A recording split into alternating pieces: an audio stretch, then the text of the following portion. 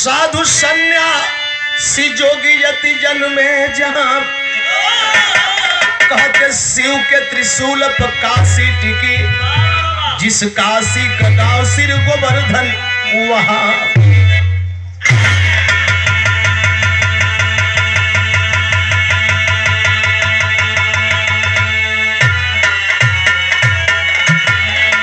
शर्मकार कुल में रघुज करते बसर जिनकी कर्मा दुलल सील वाली रही शाम का काम करते थे गाते भजन जिनकी दिनचर्या जग में निराली रही।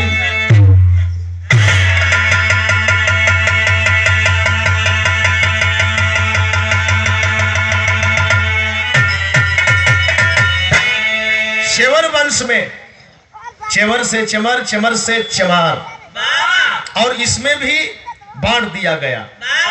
तीन भाइयों के बीच में बांट दिया गया। गौर करेंगे, नाग, चेवर, जदू।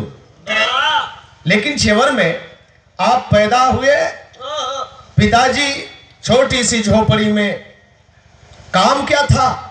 चमड़े का काम था, जूता चप्पल बनाने काम था, ये काम था। लेकिन इस काम को करते हुए भी पिताजी और माताश्री बराबर सोचा करते थे, निष्ठावान थे, लीन थे। कहीं न कहीं उनकी सोच थी, सोच तो सबसे ज्यादा प्रबल ये थी कि 2-4 बरस हम आप सबके बीच में अगर कोई दुल्हन आ जाती है, औरत आ जाती है, अगर बाल बच्चा पैदा नहीं होता है तो ताना महना हो जाता है। लेकिन गौर करेंगे, माँ और पिता दोनों बराबर ही सोच में पड़े हुए हैं, दोनों मूर्ति बराबर इसी सोच में पड़े हुए हैं। शाम का काम करते हुए, झोपड़ी में जीवन यापन करते हुए, देख निष्ठा एक अजीब रही। सोच क्या है? संकेत है।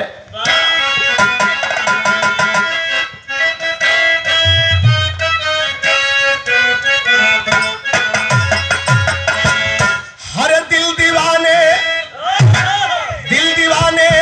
मिट गए, कहे दिल दीवाने मिट गए जग में वफा के नाम पे, वफा के नाम पे।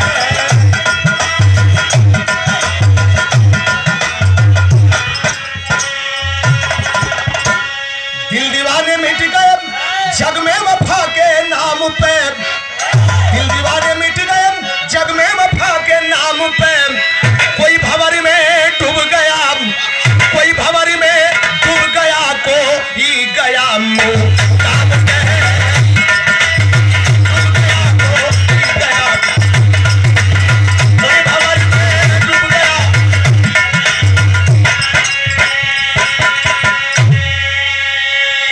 ये देखें, 60 रुपए का पुरस्कार, शिवविलास 61 रुपए का पुरस्कार। सारी क्षमा कीजिएगा, भैया की तरफ से प्रणाम करते हैं, सादर सम्मान करते हैं।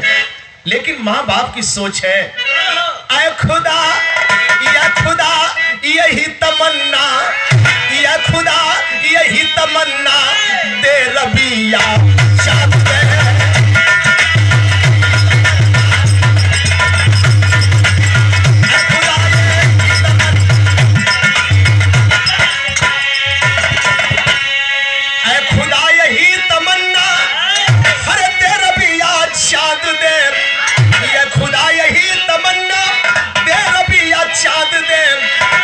नाम दुनिया में हो रोशन,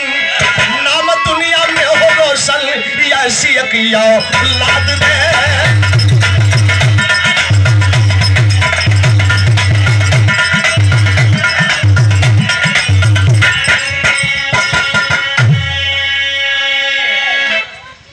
भैया आप श्रीमान विशाल बीज भंडार ग्राम सभा रस्तीपुर, ये 100 रुपये का पुरस्कार। इस लाइन पर पूरे पार्टी सहित भैया को सादर सम्मान प्रणाम करते हैं।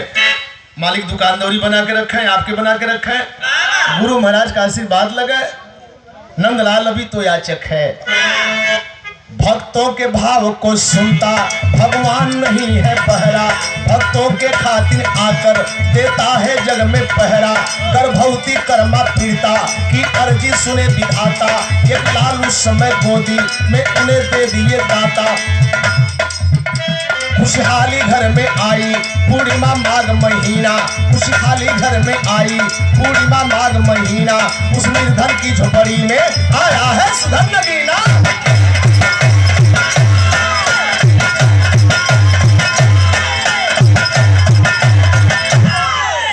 हाई देखें इमारे उमंग में खुशी में इहो लोग हो गईलन, होखे के भी चाहिए। ये ऐसा चीजें है भैया जेकरे भी घरे बच्चा पैदा हो जाए, ओह में लड़का पैदा हो जाए, ओहो कुल अंगुरी घीवे में बा। मेहरारू ते अंदर ही मर्द पहले ही कहने कि हमारे लड़का भैल है। काले प्रोग्राम में जनी झगड़ गई नाम देवे में, हमारे लड़का भैल, हम कनी माफ करिया भैया, हम ना जले कि तोरे भैल, हम जानते नहीं कि भौजी के भला कर मरदाऊ है बतिया। ये खुशी का दिन है और ऐसने महापुरुष के जन्म भैल हो झोपड़ी में। और जब झोपड़ी में जन्म भैल देखा मैंने बताया कि निष्ठावान बने और ये इबादत ऊपर वाले ने इनकी सुन ली। आखिरकार जब बच्चा के रूप में आप पैदा होते हैं, बाप रे बाप, माई बहन अड़ोस पड़ोस के लोग जुट गईली। सिर गोवर्धन गांव में गौर करेंगे, एक में यही रानी है, एक में हरिजन बस्ती चमरौठी हो भैया हो, तमाम लोगों के खुशी बा। और जब लोग जुटलन है तब माई बहन गीत गावत थी, गीत का गावत थी।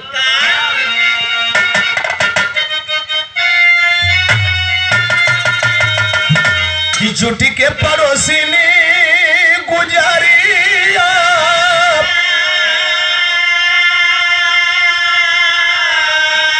जुटी के पड़ोसी ने गुजारिया, सब गावली सोहरिया, सब गावली सोहरिया न हो।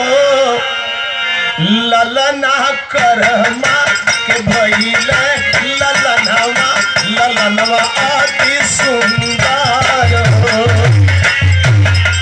के भइले ललनवा अति ललना भइले।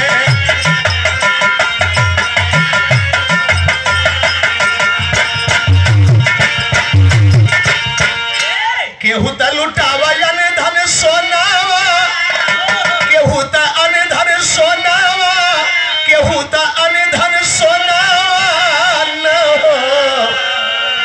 ललना केहू त लुटावा धेनु गहिया, ललनवा अति सुंदर हो।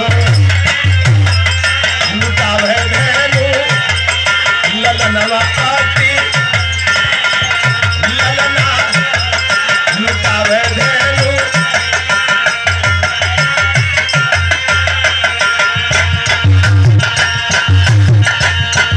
उपमा तो दे देहल गए, लेकिन कौने के मानल जा। कुछ लोग कहले कि गुदड़ी में लाल छुपा है, लेकिन वो गरीबी के देख के जरा से गौर करेंगे। आखिरकार एक राजा महाराजा के घरे बच्चा पैदा होला तो ई कुल लुटावल जला। अगर गरीब के घरे है बहुत बढ़िया मीठा ना आई तो कम से कम बतासा तो जरूर बटे के चाहिए। भेली तो बटाई जाई मौका पर, चाउर गेहूं तो बटाई जाई मौका पर। हाई देखे इतना खुश लोग हुए, लेकिन आगे होत का है, आगे बढ़ी के पैदा होत झोपड़ी में प्रकाश भइले। होनहार बिरवान के होत है चिकन पाल। आदमी कहला कि बच्चा का ललाट देख के, चेहरा देख के, मुखड़ा देख के, रोशनी देख के लोग तर्क वितर्क करे लगला है कि झोपड़ी में आवत प्रकाश भइले। इह रविदास भइले, इह रविदास भइले। ललना लाल बढ़ जैसे सूर्य चनवा, सुगनवा अति सुंदर हो। लाल बढ़ जैसे चनवा सुगनवा।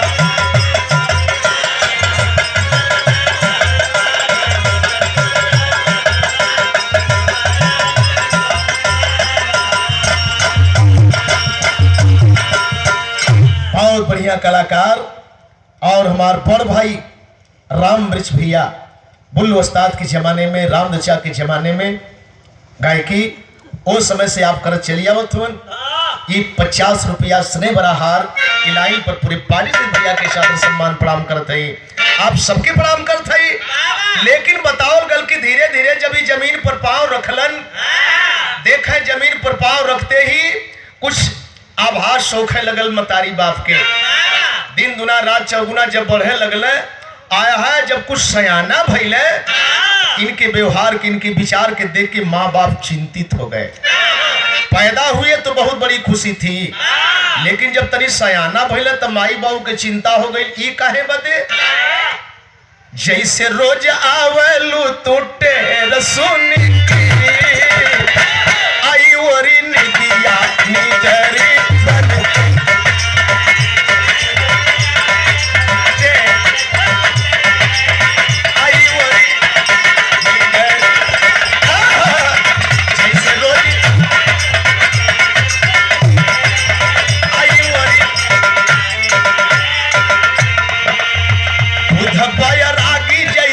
बचपन में रागी जैसे बचपन में, वैसे रविदास भरा तन मन में। रागी जैसे वैसे रविदास, रागी जैसे वैसे रविदास। भगवान बुद्ध बताया जाता है कि पैदा हुए जब जमीन पर पांव रखे और जब पांव उठाते हैं जहां पर तलवा पड़ा था, कमल के फूल का निशान पाया गया। माँ बाप अपने बेटे को देखे और चिंता में डूब गए, ये मेरा बेटा इस घर में नहीं रहेगा। और वही आगे चल के महामानव तथागत भगवान बुद्ध देश में ही नहीं तमाम जगहों जाकर के ये धर्म का प्रचार हुआ और आज भी वो अमिट बना। गौर करेंगे तो बचपना में ही लक्षण देख करके माँ बाप चिंतित हैं, दुखित हैं। काहे बदे दुखित हुए?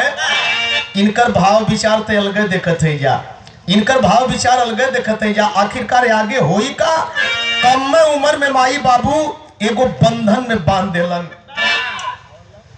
ये 50 रुपया पुरस्कार छोटे भैया चंदन पान भंडार छोटी रस्तीपुर जनपद में देखे पुनः का पुरस्कार छोटका भैया के बहुत बहुत धन्यवाद, बड़े के भैया के प्रणाम करत है। और ये 501 रुपये पुरस्कार माननीय हरिभवन यादव उर्फ छन्नू के मित्र व राम अवध यादव के मित्र, ग्राम सभा मानपुर ककरिहार राधे पट्टी के प्रधान श्री ब्रिजनंदन भारती की तरफ से। यह प्यार यह मोहब्बत होके के चाहिए। सीर गोवर्धन गांव में छोटे लाल यादव पहलवान के द्वारे बिरहा गावत है और बिरहा गाते समय बहुत बड़ा सम्मान कैले। जितना चीज देवे के अब तो बात अलग है, लेकिन एक शब्द ऐसा कहला कि कबहू ये भूलेबे न करत। कहला कि रवि जी हमहन गुरु है जा।